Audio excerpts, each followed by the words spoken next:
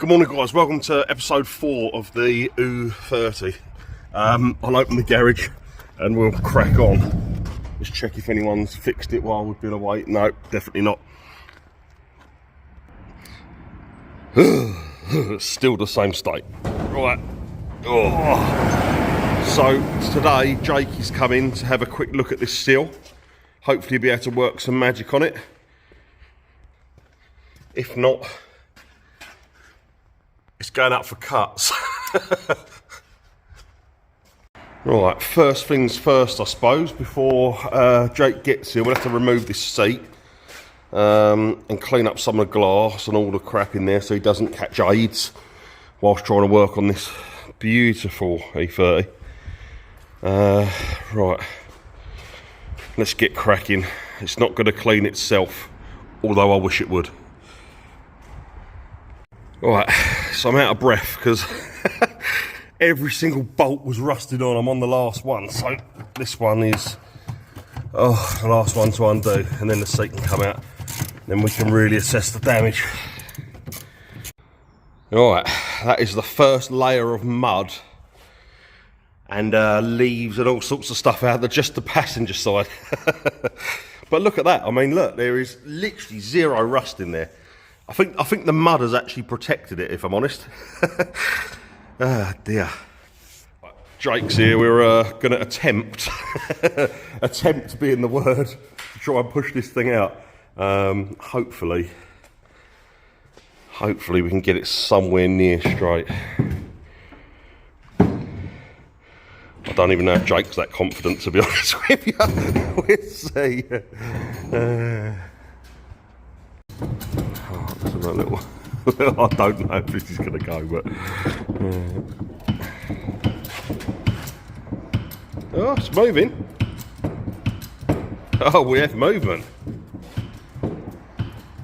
Like you say, if that pushes out, and then we just cut that seal off and do a seal on the outside. Let me see where it's going.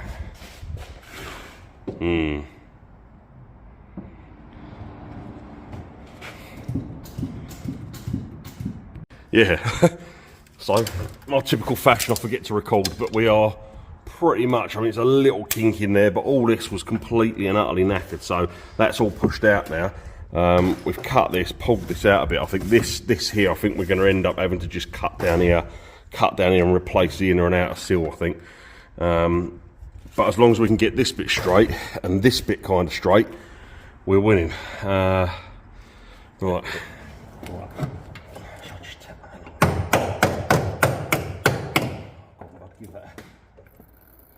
So even if it pushes it up, it wouldn't be a bad thing. That's what, get my fingers in there. Fuck me, that is going. Oh, it's pissed oil. What's it? I think.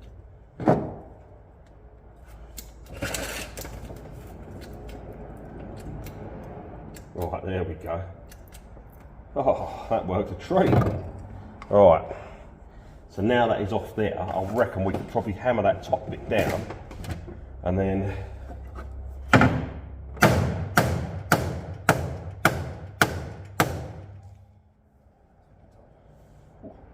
oh, shall we do that on that bit? Then I'll pull this bit up, then hammer it down, do you reckon?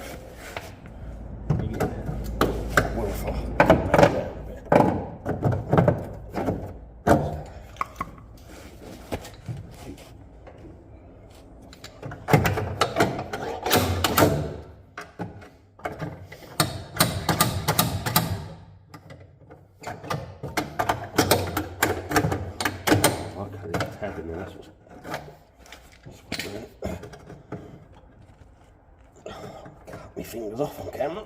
Oh. Right, okay. Get that up there. Let's just tap that a little bit. Go on, bud, give that a little. Quite strong, that thing, isn't it? Right, lovely. I think that'll probably. Right.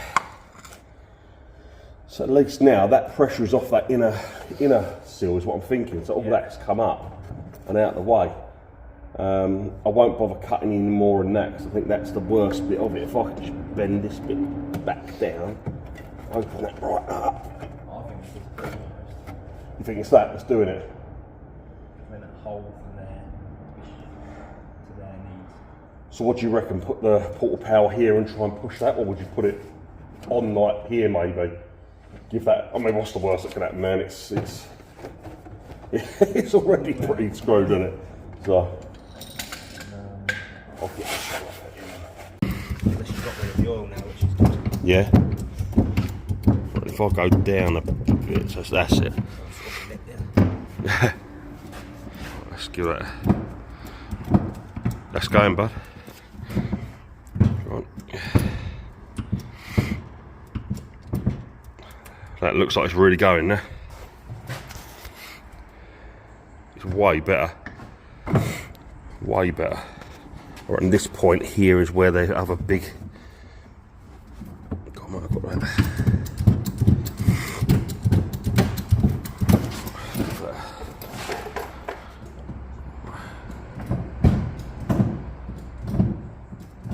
Yeah, that's going loads, man. I reckon we go more than less, I reckon, because it's going to spring back in, isn't it? Alright, sweet.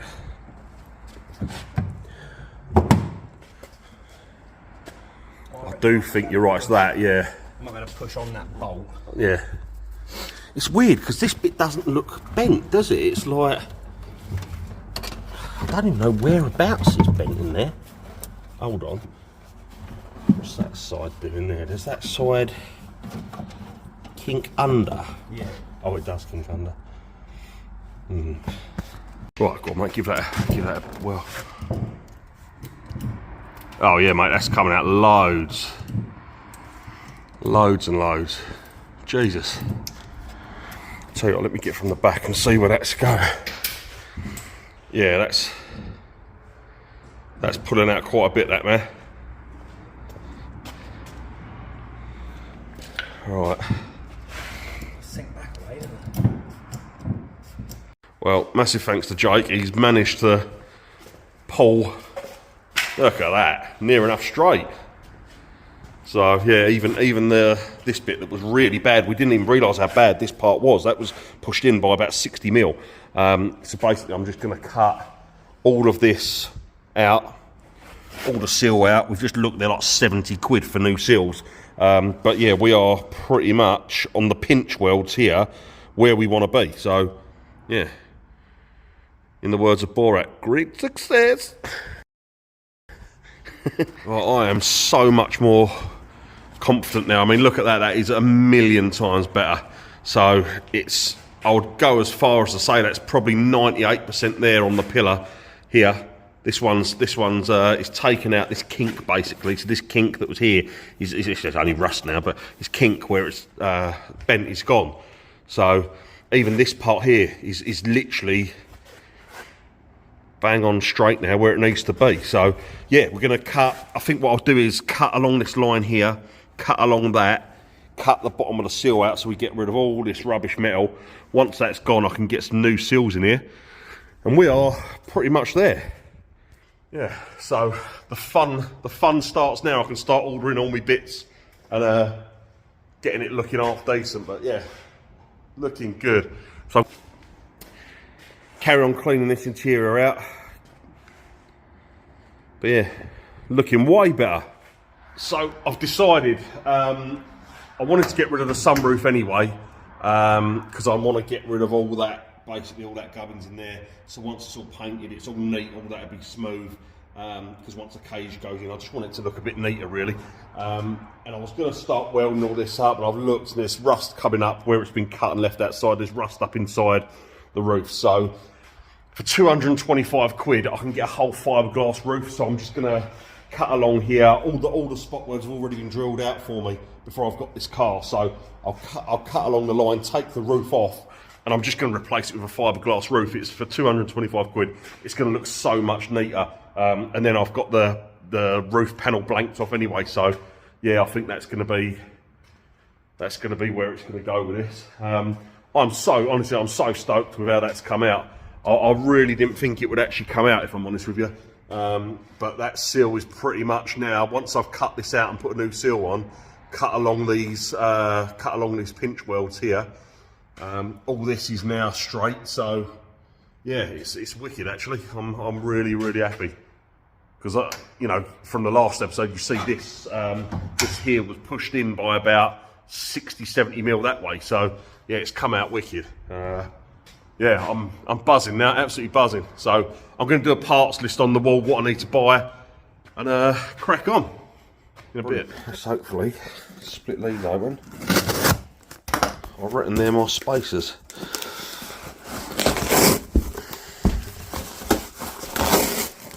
Nice. Okay. Oh, they're not actually that big. That's good. I thought they were 15s. They're only small. That's perfect. Even better for the arches. Right. Wicked. I'll get them on. Yeah, so 4100 to 411 4.3. Get the old Mark 1 SSRs on a bit then. You know when I said earlier about the mud protecting it so it didn't rust? That's just out the spare wheel well. So, yeah, it's very muddy. Okay, so I have just noticed the inner arch is quite rusty.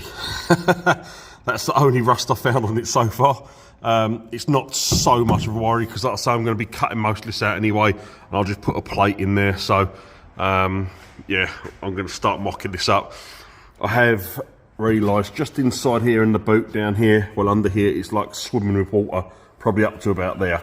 So I'm just going to drill a quick hole. I'll weld that up after, drill a quick hole in there, get all that water out.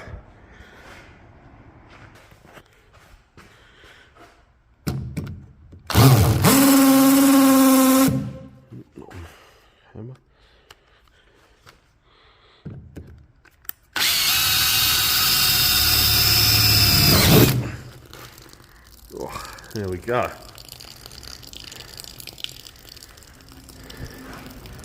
Like a fresh espresso in the morning, look at that. Wowzers.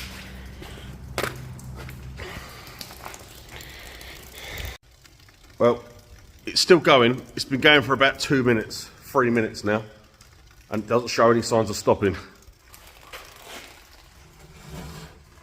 Don't know if you can see in there, but it was literally full to the brim.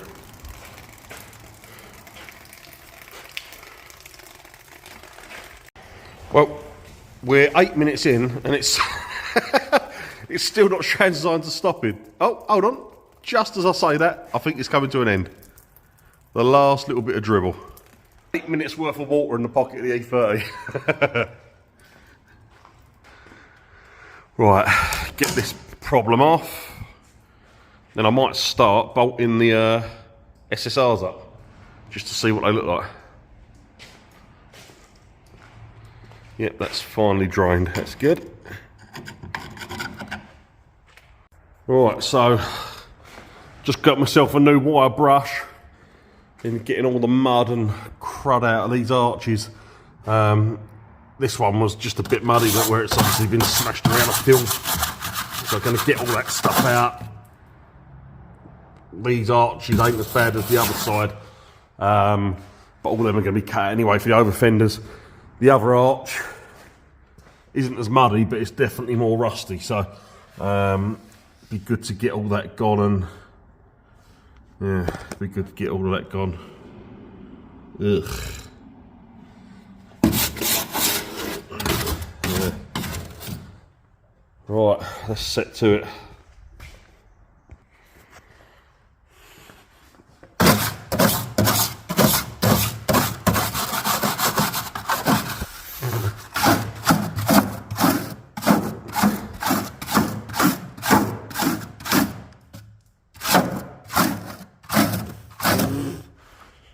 Wowzers. Wow. Blimey.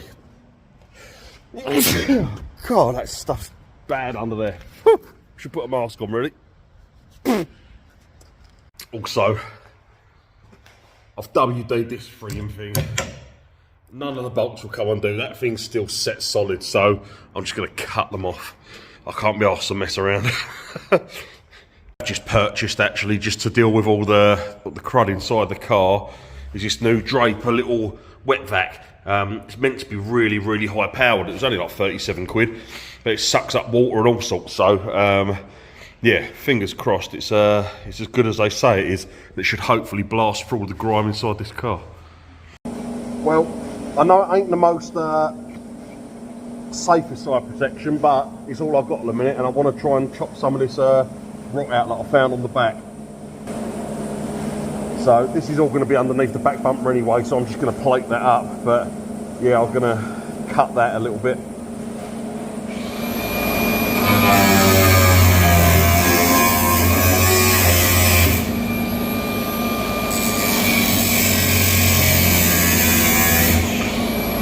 Right, so I've cut a neat hole. This is obviously the boot pocket. I'll just grind all this metal up round here, and I thought it'd be easy just to cut that shape out of a new bit of metal, plonk it in, weld it up. Like I say, none of it's going to be seen anyway. It's underneath the rear bumper, so as long as it's strong and it holds, that'd be fine for me. I'll paint it up with some crust stuff, which obviously like metal. So thank God that stopped. Yeah.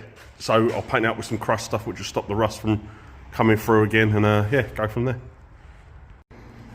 Right, so I've managed to unclip all the wiring loom from this bit, just threading it through this hole. Not that I don't think any of this stuff that I'm shaking here is going to work again, because it was sitting in literally the pool of water that was down there. So as long as I can get it all through the hole, I can get this out and then start simplifying the wiring loom to the bits that I need and bits that I don't need, because there's all like, there was all wires going up to the locking mechanism, and obviously I'm not going to need central locking because everything's fiberglass now and be on pins and stuff. So yeah, just try and pull all the wiring loom through and then sort it out after, basically. Well, I've got to say, it's cleaning up a treat.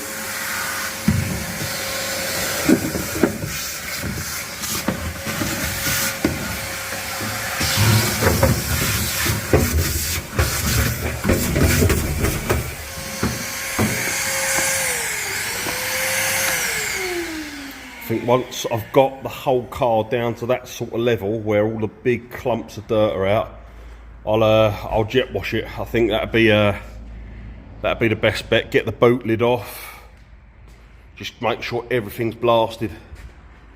So yeah. Right, Reese has just arrived. What are we doing tonight? Engine out, Bob. Engine out. Engine out. Here we go. Needs a good old, well, we're not doing third gear entries with that, are we? No. Especially with no oil pan under it. Certainly, 2 secs. Oh dear, it's just done a little wee wee.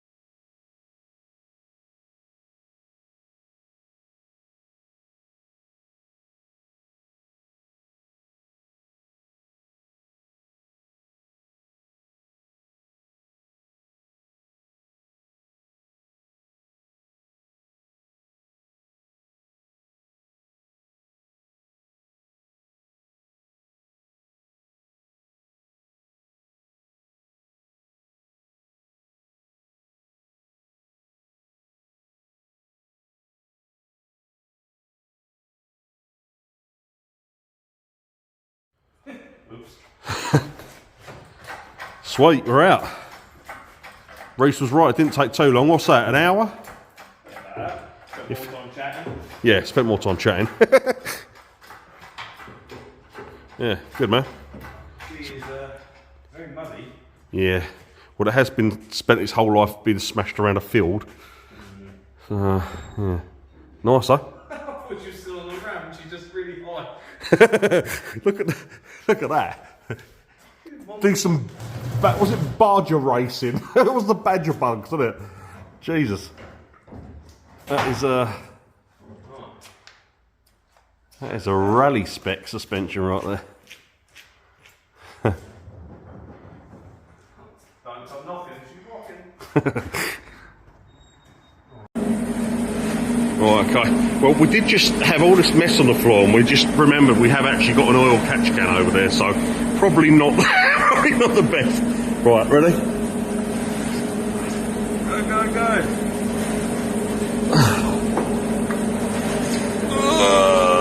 Right, we're on the ramp now. I'm not going to be able to push it over there one-handed. You pull the... I might be able to kick it over. I'll pull the engine brake back. Yeah, good idea. There we go. Whey, she's out. Lovely job, brother. Lovely old job. Nice one, man. Sweet.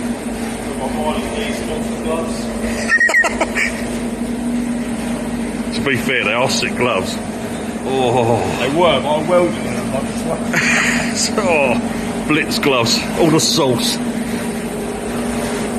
Well, considering like a week ago what this car looked like, it's actually coming on quite quick, to be fair.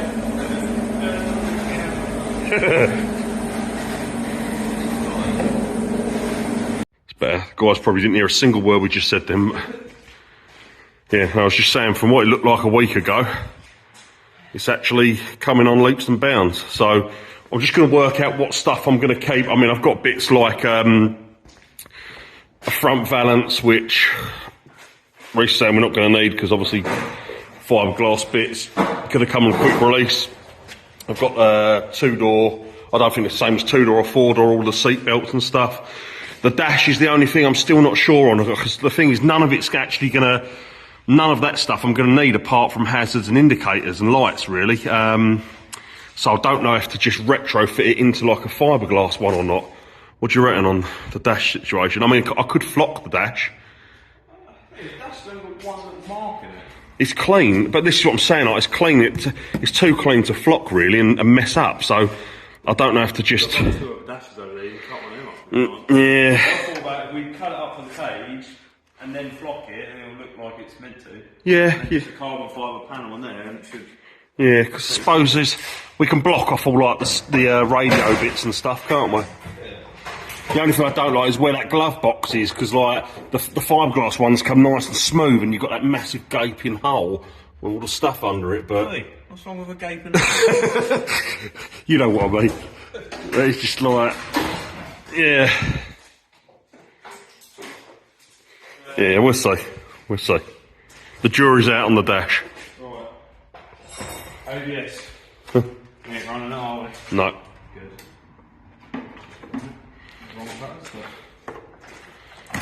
Oh, it's so strong.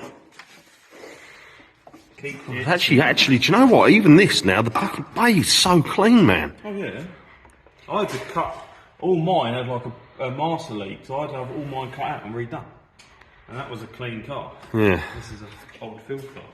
Yeah, no, it's a touch, man. You sold me a bargain with this one. You're welcome. You showing me handiwork? What's that? What? Yeah, no, all done. Straighteners. At least a beeping is straightener. Yeah, no, that's it, man. Yeah, no, it's good. Like I say, that was the only bit that was putting me off buying stuff and starting, really. Good. So, yeah, no, it's good. To be fair, delete the brackets, cut off any bits we don't need, so all of this, because we're not going to, you know, they're just going to be on bonnet bins. Yeah. Take all the matting off. It's a shame though, and it's a shame when you think about fiberglass bonnets, because I love the way the bonnet's open on an E30, but I just want it a full track car, so I don't really want to run the stock bonnet and stuff. I do want a fiberglass bonnet. And the thing is, like, if we do end up having a little a little crash, you know, it's nice and easy just to pop it off, get a new one, because they're so cheap. Honestly, E30 parts are so cheap for fiberglass stuff. The thing is, the fiberglass ones as well, you can, you know, you don't mind cutting them up. No, yeah, that is it. You know, put some vents in it. Like, I really want to put some of mine, but yeah, Jake's done a really nice flame on it. Yeah. It's just. And the thing is as well, it's like, you know, when you buy a clean metal bonnet now, that's best part of £100. Yeah. And then, you know, they're getting few and far between. At least if you've got a fiberglass one, you can kind of replace parts nice and quickly and easy. Yeah, rather than searching, you know. Searching around and then, no, I think fiberglass, you can blow it up, buy another one. Yeah, that's exactly it. Yeah. Sweet, got the brackets cut out, you can spend the day cleaning it tomorrow. Yeah, mate. Yeah, get the old jet wash. Thing is, once I've still got to clear out all these pockets because I reckon I could grow potatoes in there. It's literally, it's so thick of mud. I mean, just look, just one little grab. Oh, lovely. And that's not even the worst part. I mean, it's literally 2 foot deep of mud in there. Oh, God. Anyway, it is getting there though, mate. Yeah, dash out as well. Yeah, we'll get the dash out, get all the wiring out of it. We'll go through and cut all the AV stuff out and simplify it. Yeah, mate. Yeah, should be great then. No, I'm excited. Sweet. I think that's pretty much it for tonight, mate. We're not going to do no more, really. No, I've got some food. Yeah, mate. Yeah. Alright, guys. In a bit. See you later. Later. Do well. So yeah, me and Reece are just having a discussion. Like, I'm saying, like, with this thing, I just want to, because I've still got the JZX to drive, you know, we're talking about like brake setups and we're talking about wheel woods and stuff, which for me, I'm saying I'm not going to take this car out and drift it until I've got everything, you know, bought for it. But Reece is saying upgrade it down the line. But for me, like I say, where I've got the JZX, I'm just not going to bother. I think while it's sitting here as well, like, I just want to have it fully done and then go out and skid it. That's the. At the same time, though, how much do you actually use front brakes? You know, a dual cab set up on the rear. Yeah. Like, you know. Yeah, no, I get what you're saying, but if I'm going to go this whole hog, like, I mean, look at this car. It's just literally a bare shell, and I've never really done a car from a bare shell like this because they've always been road legal, where this one is now going to be just a track car. I may as well just put all my money into buying the bits that I want to buy on it and just get it done when I get it done. So that's, you might do something different on yours, but for me, that's the route I'm going to go, I think. But yeah, I mean, fucking look how clean this thing is. Now the engine's out, it's minty fresh. Get some of this out. Yeah, you see how actually clean the car is underneath all the mud. Yeah, he's so clean, man. Yeah, like even behind here, look, it's just super clean. I know people say about, you know, the dented, you know, the seal and that, but I think I'd rather that than chasing rust. 100%. Yeah, no, I'm with you on that, because clean all the mud off, and it's like that behind it, or you get a car that's been on the road for. The thing is, you know the story with this. Like this, you know, I bought the car knowing that the side was caved in, and now that is coming out, you've got a car which is all right. It still needs finessing. It's never going to be a straight car, but. We're not, you know, we're not using it for straight purposes. It's not like we're going to shows in it, you know. We're going to smash into each other with it, and well, not really smash into. You know what I mean? We're gonna drive it. That's the thing. So it's going to be one of them cars that is never going to be clean, but it'll be a nice build, is what I think. You know, we won't worry as much about it. No, 100%. You know, we can get close and not worry about me writing off your 25 grand Master. Yeah. When that boat transitions, you take the front end of my E30. It'd be nice to have something we can. Yeah, twinning, like the thing is, we can have two E30s twinning, and we're going to be similar power, same power, probably 2.8 power, 2.8, yeah. and it'd be rad, man. It just means that we can literally start entering door on door rather than 17 foot apart, thinking I'm going to smash my 20 grand car into you. You start pulling me up, put the S50 in it. That's true. Oh, he's got big dick swinger over here. Yeah, he's. Oh, saucy. S50, a nice supercharger down the road. Yeah, mate. You alright? Sweet. I'll go down the other one. I'll go down the nice one.